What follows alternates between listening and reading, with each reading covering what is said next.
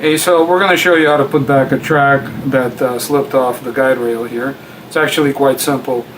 It doesn't happen very often, but occasionally due to vibration, due to the way the chair is used, the traction control basically bolts will loosen up and the track will slip. We recommend that you regularly test the tension on the tracks to ensure proper use. But putting it on is quite simple.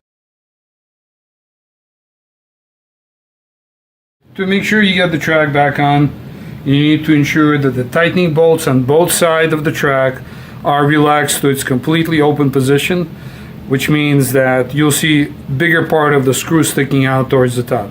Okay? Once that's done on both sides, simply slip the track on, pull it in until it's seated in the right position on the guide bar. Once you do that, bring the chair to an upright position so you can see. Come in and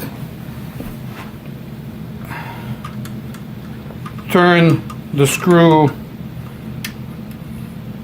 clockwise on both sides.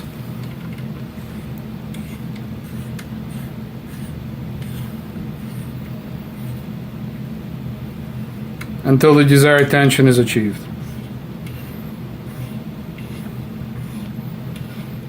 Make sure you do it equally on both sides to prevent excessive straining.